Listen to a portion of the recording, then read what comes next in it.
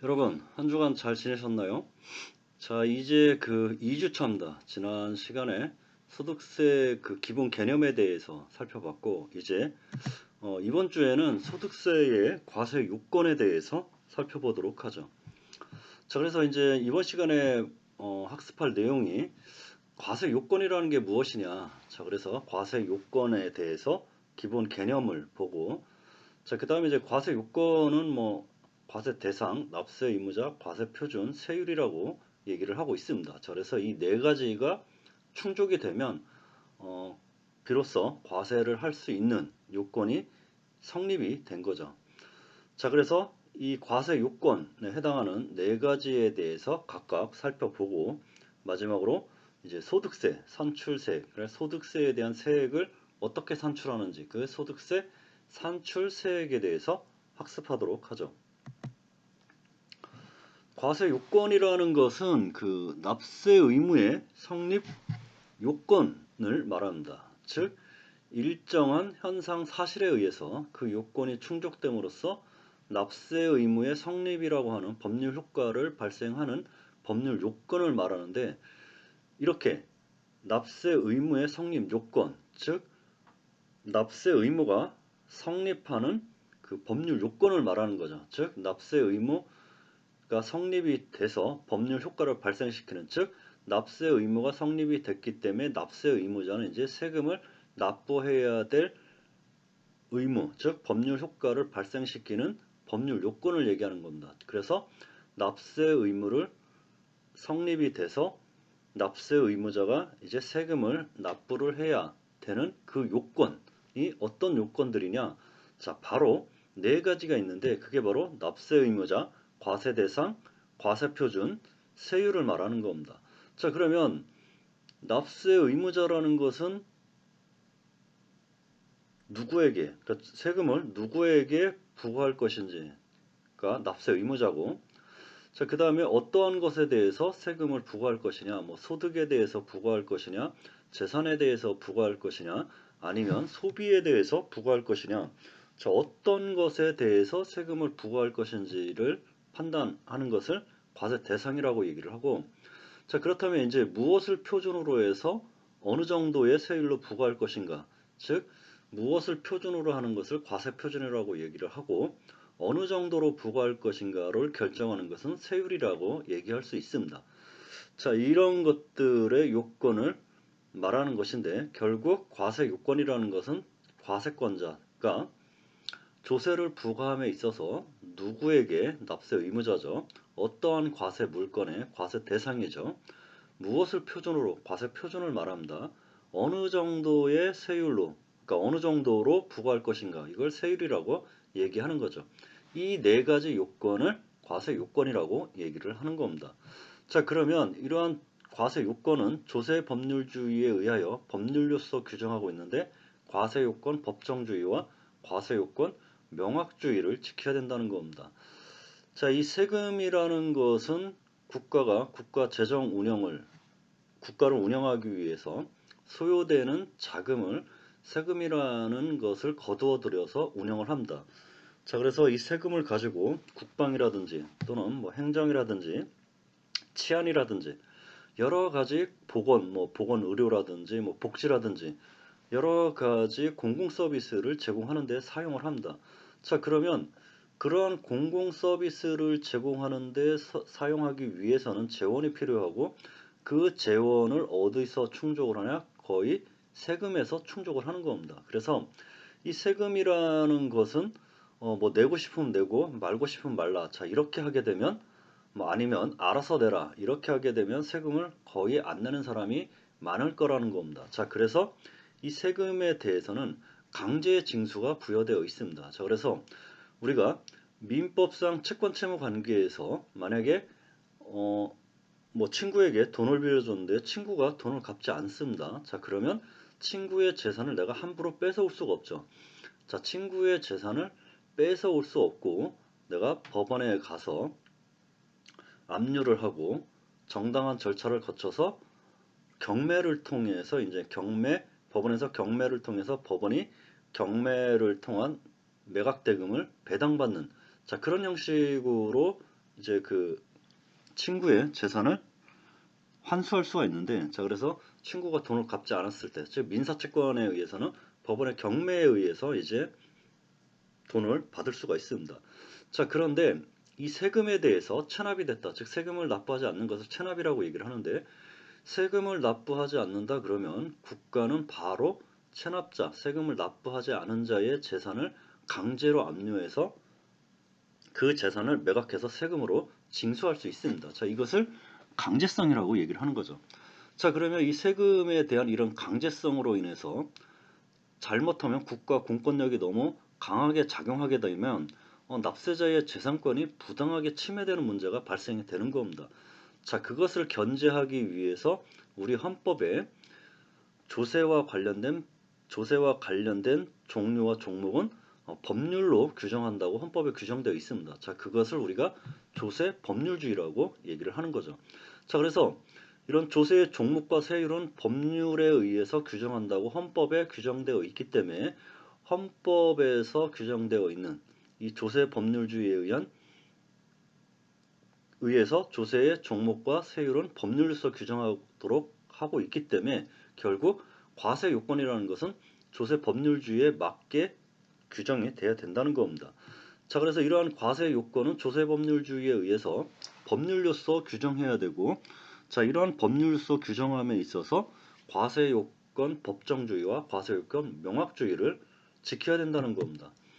자, 그러면 과세 요건 법정주의라는 것은 무엇이냐? 바로 납세 의무를 성립시키는 과세 요건 네 가지, 납세 의무자, 과세 물건 또는 과세 대상, 과세 표준, 세율, 그 위에 부수적으로 부가 납부 기간이라든지 신고 기간이라든지 과세 기간. 자, 이런 것들과 조세 부과 징수 절차, 그러니까 징수 절차를 모든 국민의 대표 기관인 국회가 제정한 법률로 규정해야 된다는 원칙을 과세요건 법정주의라고 얘기를 하는 겁니다. 자, 반면에 이 과세요건 명확주의라는 것은 법률에 이렇게 과세요건과 부과징수 절차 등에 관해서 규정할 때 그 규정 내용을 이리적이고 명확하게 규정하라는 겁니다. 그래서 납세자로 하여금 이 과세요건과 효과를 정확하게 예측할 수 있도록 하고 있고, 이에 따라서 국민의 법적 안정성과 예측 가능성을 보장하라는 거죠. 자, 그래서 과세 요건을 법률로 규정하긴 했는데, 자, 과세 요건을 법률로 규정함으로써 과세 요건 법정주의는 충족하긴 했는데, 이 법률로 규정한 과세 요건이 애매모호하거나 아니면 명확하지 않거나 아니면 판단하기 매우 어렵게 규정되어 있다. 자, 그렇다면 그것은 과세요건 명확주의에 위배되는 겁니다. 자, 그래서 과세요건 명확주의, 즉 법률로 과세요건을 규정하는 경우에는 명확하고 이리적이고 명확하게 규정함으로써 납세자로 하여금 그 과세요건과 효과를 정확하게 예측할 수 있게 함으로써 결국 법적 안정성과 예측 가능성을 보장해야 된다는 원칙을 바로 과세요건 법정주의라는 겁니다. 자, 그래서 과세 요건이라는 것은 바로 과세 표준, 세율, 과세 대상, 납세 의무자 네 가지 요건이 충족을 하면 이제 납세 의무, 즉 납세 의무자 세금을 납부해야 될 의무가 성립이 되게 됩니다. 자, 그리고 이러한 과세 요건이라는 것은 바로 헌법에 따른 조세 법률주의에 따라서 규정되어지는데, 자, 그러한 과세 요건 을 법률로 규정하기 위해서는 두 가지 요건, 즉 과세요건 법정주의와 과세요건 명확주의를 충족해야 된다는 겁니다. 자, 그러면 이제 과세요건 네 가지에 대해서 이제 차례대로 한번 살펴보도록 하죠. 자, 그러면 이제 소득세 과세 대상, 과세 대상을 먼저 살펴볼 건데, 자, 이번 학기가 이제 소득세법이기 때문에 소득세 과세 대상에 대해서 먼저 살펴보도록 하죠. 자, 소득세법 제1조에 보면 이 법, 자, 소득세법은 개인의 소득에 대해서 소득의 성격과 납세자의 부담 능력 등에 따라 적정하게 과세함으로써 조세 부담의 형평을 도모하고 재정 수입의 원활한 조달에 이바지함을 목적으로 한다고 되어 있습니다. 그래서 소득세법 제1조는 개인의 소득에 대해서 과세를 하는 것으로 규정되어 있습니다. 자, 그래서 소득세는 결국 개인의 소득에 대해서 과세하는 것이기 때문에 소득세 과세 대상이라는 것은 바로 소득이라는 거죠. 자, 그리고 소득세법 제2조 납세 의무를 보면 다음 각 호의 어느 하나에 해당하는 개인은 이 법에 따라서 각자의 소득이라고 되어 있습니다. 자, 그래서 소득이 소득세 과세 대상이라는 거죠. 에 대한 소득세를 납부할 의무를 진다는 겁니다. 자, 그러면 소득세의 과세 대상은 소득인데 개인의 소득에 대해서 과세를 함으로써 소득세가 과세가 되는데, 자, 소득이라는 것은 무엇이냐? 바로 어떤 일의 결과로 얻은 이익을 말합니다. 자, 그래서 재화와 서비스의 생산 등을 통해 얻는 수입이라든지 또는 근로제공 대가로 받는 봉급이라든지 또는 뭐 토지를 임대하고 받는 뭐 지대라든지 또는 금전을 대여함으로써 금전의 사용 대가로 받는 이자라든지, 자, 이러한 것들을 바로 소득이라고 얘기를 하는 겁니다. 자, 그런데 자, 우리가 지난 시간에도 얘기했듯이 자, 소득에 대해 과세 대상으로 삼는 것은 두 가지가 있다고 했는데, 자, 소득세와 법인세가 있다고 얘기를 했습니다. 자, 그래서 소득세는 개인의 소득에 대해서 과세하는 것은 소득세고 법인의 소득에 대해서 과세하는 것은 법인세라고 얘기를 했죠. 자, 그런데 법인의 소득에 대해서 과세하는 것에 대해서는 법인의 소득은 어떤 소득이 됐든 법인세법 규정 여부와 관계없이 무조건 법인이 벌어들인 소득에 대해서 과세를 하는 포괄주의 과세 형태를 취하고 있다고 얘기를 했습니다. 자, 그렇지만 소득세는 개인이 벌어들인 소득에 대해서 과세하는 소득세는 소득세법에 열거된 소득에 대해서만 과세를 하고, 그러한 소득세법 열거된 소득에 대해서만 과세를 하기 때문에 소득세법에 열거되지 않은 소득이다. 자, 개인이 창출한 소득이 소득세법에 열거되어 있지 않다. 자, 그렇다면 소득세가 과세되지 않는 겁니다. 자, 그래서 소득세법은 열거주의를 채택한다고 했습니다. 자, 그래서 이 소득세 과세 대상은 바로 소득세법에 열거되어 있는데, 자, 어떤 소득을 과세 대상으로 삼느냐? 자, 바로 이자소득, 배당소득, 사업소득, 연금소득, 근로소득, 기타소득을 기타소득, 금융투자소득, 퇴직소득, 양도소득이 있습니다. 자, 그래서 지난 시간에 배웠듯이 이 이자소득, 배당소득, 사업소득, 연금소득, 근로소득, 기타소득 6가지 소득은 합산해서 과세한다고 해서 종합소득에 대한 과세, 즉 종합소득세로 과세를 하는 거고, 자, 금융투자소득과 퇴직소득, 양도소득에 대해서는 종합소득이 합산하지 않고 따로 과세를 함으로써 분류해서 과세하는 분류과세 방식을 채택한다고 했습니다. 자, 그러면 이제 이 소득, 과세 대상에 해당하는 소득에 대해서 이제 하나씩 살펴보도록 하죠. 자, 첫 번째 이자소득이 있습니다. 자, 이자소득이라는 것은 무엇이냐? 자, 쉽게 말하면 금전 사용의 대가로 받는 소득을 이자소득이라고 얘기를 하는 겁니다.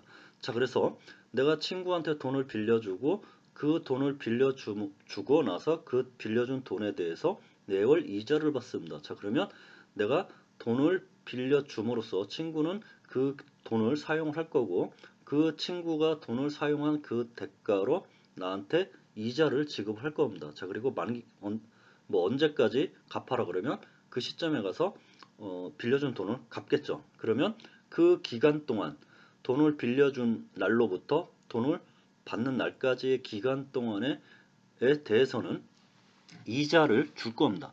자, 친구가 나한테 이자를 주는데 그게 바로 금전 사용의 대가로 받는 소득이라는 거죠. 자, 그렇기 때문에 이자라는 것은 결국 자본의 사용 대가로 원본 금액과 이제 원본 금액에 대해서는 과세를 하지 않죠. 자, 사용 기간에 비례해서 지급되는 금전을 말하는데, 이렇게 자본 또는 자금의 이용 관계로 인하여 발생하는 소득을 바로 이자 소득이라고 얘기를 하는 겁니다. 자, 그러면 대표적인 이자 소득이 뭐냐? 자, 은행에 적금 또는 예금을 들었을 때 일정 기간이 지나서 받는 예금 이자, 자, 또는 국가라든지 지방자치단체가 발행하는 채권을 사들임으로써 그 채권의 보유 기간 동안 발생하는 이자. 자, 그래서 국가가 발행하는 채권은 국채, 지방자치단체가 발행하는 채권은 뭐 지방채라고 얘기하는데 두 개를 합쳐서 뭐 공채라고 얘기를 하는 겁니다. 자, 그 다음에 이제 뭐 주식회사, 뭐 내국법인이라든지 외국법인이죠. 자, 주식회사가 뭐 자금을 조달하기 위해서 투자자로부터 투자금을 받을 수도 있지만 바로 채권을 발행함으로써 자금을 조달할 수도 있습니다. 자, 그러면 채권을 발행함으로써 자금을 조달받고 그 채권의 보유 기간 동안에 채권자한테 이자를 지급을 하는 겁니다. 자, 그리고 만기가 되면 이제 만기 금액을 상환을 하는 거죠. 자, 이러한 것들을 이자소득이라고 얘기를 합니다. 자, 그 다음에 배당소득이 있습니다. 자, 배당소득이 있는데 배당이라는 게 무슨 뜻이냐? 자, 배당이라는 것은 비례에 맞게 여러 몫으로 나누는 것을 배당이라고 얘기를 하는 겁니다. 자, 그래서 주식회사의 주인은 누가 주인이냐? 주주가 주인이죠. 자, 주주가 출자금을 통해서 주식회사를 설립을 했기 때문에 주식회사가 이익이 발생이 되면 그 투자금에 비례를 해서 이익금을 나누어 주는데, 자, 이것을 배당소득이라고 얘기를 하는 겁니다. 자, 그래서 주식회사가 이익금의 일부를 현금이라든지 주식으로 출자자나 주주에게 나누어 주는 것을 말하는데, 자, 개인주주죠. 자, 주식회사의 주주는 개인도 있고 법인도 있습니다. 자, 그래서 법인주주 같은 경우는 뭐 법인세로 과세가 되는 거고, 개인주주 같은 경우는 개인주주가 주식회사라든지 또는 다른 뭐 회사 형태가 여러 가지가 있는데 다른 회사로부터 받는 배당을 배당 소득이라고 얘기를 하는 겁니다. 자, 여러분 예를 들어서 요즘 주식 많이 하고 있는데 그 주식을 하게 하면 주식에 대한 뭐 양도 차익, 그러니까 주식을 뭐 싸게 사서 주식을 내가 샀는데 그 주식이 오르면 팔아서 그 양도 차익을 발생하는 소득도 있지만 삼성전자 같은 경우는 분기별로 배당을 합니다. 이게 우리나라에서 이 분기별로 배당하는 회사가 한 8개 정도가 있는데 그 대표적인 회사가 삼성전자고 아마 내년부터인가 아마 SK도 이제 분기별 배당을 할 겁니다. 자, 그래서 분기별 배당은 이 뭐냐? 자, 삼성전자 주식을 소유하고 있는 자에게 삼성전자가 배당을 하는 겁니다. 자, 그러면 내가 삼성전자 주식 10주를 가지고 있다. 자, 그래서 2021년도에는 삼성전자가 얼마를 배당을 했냐? 자, 1분기, 2분기 합쳐서 뭐 2조를 배당을 했습니다. 자, 그래서 1분기, 2분기 각각 한 주당 361원을 배당을 했죠. 자, 그러면 내가 삼성전자 주식 10주를 가지고 있다. 자, 그러면 한 주당 361원을 받는 겁니다. 자, 그러면 10주에 361원 곱하면 3,610원이죠. 자, 3,610원을 1분기에 배당으로 받고, 자, 2분기에 또 3,610원을 배당으로 받는 겁니다. 자, 그러면 내가 삼성전자 주식을 뭐 10주는 3,600원이지만, 자, 100주를 갖고 있다. 그러면 36,000원이고, 뭐 1,000주를 가지고 있다. 그러면 뭐 30만 원 정도 되겠죠. 자, 그러면 이렇게 삼성전자로부터 받는 이러한 배당, 이게 바로 배당소득이라는 겁니다. 자, 그런데 여러분들이 삼성전자 주식 10주를 가지고 있다. 자, 그러면 10주에 한 주당 361원씩 배당을 하기로 했기 때문에 361원에 10주 곱하면 3,610원입니다. 자, 근데 여러분들 증권 계좌에 3,610원이 다 안 들어오죠. 아마 뭐 한 대략적으로 계산을 하면 뭐 3,000원 정도 들어올 겁니다. 자, 그거 왜 그럴까요? 자, 그 이유는 여러분들 지난 시간에 학습한 데 있습니다. 자, 지난 시간에 우리나라 소득세에서는 광범위한 원천징수 의무를 부여를 했기 때문에 소득을 지급하는 자는 원천징수 의무가 있다고 얘기를 했습니다. 자, 그래서 이자 배당 소득 같은 경우는 지급할 때 14%, 거기에 지방소득세 1.4%에서 15.4%를 원천징수를 하는 거죠. 자, 그래서 삼성전자가 여러분한테 10주에 배당을 줄 때 3,610원에서 15.4%는 원천징수를 해서 납부를 하고 나머지 차액에 대해서 여러분들한테 배당으로 주는 겁니다. 자, 그래서 이렇게 배당 소득은 주식회사로부터 받는 배당, 개인주주가 받는 배당에 대해서 과세하는 이것을 배당 소득이라고 얘기를 하는 겁니다. 자, 그러면 사업소득이 있는데 사업소득이라는 것은 무엇이냐? 자, 개인이 계속적으로 행하는 이 사업에서 얻어지는 소득을 말하는데, 자, 사업이라는 것은 무엇이냐? 바로 독립적인 지위에서 영리 목적으로 계속 반복적으로 행하는 사회적 활동을 의미하는데, 이러한 사업에서 발생하는 소득을 바로 사업소득이라고 얘기를 하는 겁니다.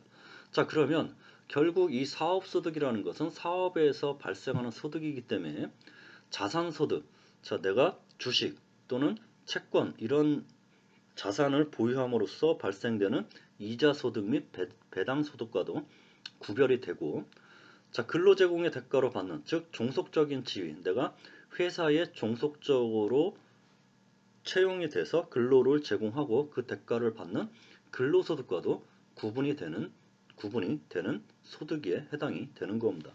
자, 여러분들 여기서 선택하라 그러면 어떤 소득을 취하고 싶은가요?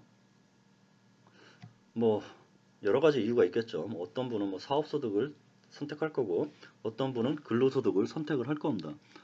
저보고 선택하라면 저는 자산소득인 이자소득과 배당소득을 선택을 할 겁니다.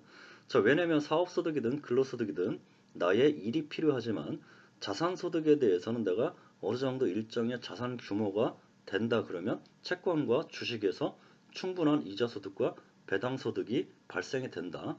자, 그렇다면 그 이자소득과 배당소득이 나의 근로소득과 나의 사업소득과 대체될 만한 그러한 규모까지 도달이 된다 그러면 이제 진정한 자유를 얻게 되겠죠. 자, 그래서 저 같은 경우는 선택하라 그러면 자산소득인 이자소득과 배당소득을 선택을 할 겁니다. 아마 여러분들도 마찬가지라고 생각이 듭니다. 자, 그 다음에 이제 근로소득이라는 게 있죠. 자, 근로소득이라는 것은 사업체, 법인 회사가 있을 거고 개인 회사가 있을 겁니다. 자, 그래서 사업체에 고용이 돼서 그 일한 대가, 즉 근로 제공의 대가로서 받는 보수에 해당이 되는 겁니다. 자, 그래서 명칭은 상관이 없죠. 봉급이 됐든 급료가 됐든 국회의원이 돼서 받는 세비라든지 상여금, 특근수당, 자, 모든 것을 포함해서 고용계약에 의해서 지급받는 수입을 바로 근로소득이라고 얘기를 하는 겁니다. 자, 그 다음에 이제 연금소득이라는 게 있는데, 이 연금소득은 연금소득자가 연금 수령 시에 발생하는 소득을 말하는 겁니다. 자, 그런데 이 연금소득은 연금 기여금을 불입한 경우에 소득공제를 받았으면 연금소득으로 과세가 되고, 연금 기여금을 불입하는 경우에 소득공제 받지 않았으면 연금소득으로 과세가 되지 않는 겁니다. 자, 그래서 이 연금소득이라는 것은 연금 기여금을 불입하는 경우 그 불입액 전액을 소득공제하고, 연금을 수령하는 경우에는 연금 기여금을 불입했을 때 소득공제 받았기 때문에 연금소득으로 과세를 한다는 겁니다. 자, 이러한 연금소득은 바로 공적연금관련법에 따라서 수령하는 국민연금이라든지 공무원연금이라든지 군인연금 등이 있고, 국민연금 등에 해당하는 이런 공적연금 소득이 있고, 자, 이런 공적연금 소득 위에 연금계좌에서 연금 형태로 수령하는 연금소득으로 사적연금소득으로 분류할 수가 있습니다. 자, 그래서 IRP를 가입했다든지 아니면 퇴직연금을 보험회사에 개인적으로 가입을 했다든지, 자, 이런 연금저축 또는 연금저축을 가입했다든지 이런 연금저축에서 받는 연금소득, 자, 이런 것들을 사적연금소득이라고 얘기를 하는 겁니다. 자, 그 다음에 이제 기타소득이 있습니다. 자, 기타소득이라는 것은 무엇이냐? 자, 과세 대상에 해당되는 이자소득이라든지 배당소득, 사업소득, 근로소득, 연금소득, 퇴직소득, 금융투자소득 및 양도소득을 제외한 나머지 소득으로서 열거주의를 채택하고 있기 때문에 소득세법 제21조 제1항에서 규정한 소득을 바로 기타소득이라고 얘기를 하는 겁니다. 자, 그래서 이 기타소득 이 부분에는 해당 파트에 수업할 때 자세히 설명을 하도록 하겠습니다. 자, 그 다음에 이제 퇴직소득이라는 게 있죠. 퇴직소득이라는 것은 무엇이냐?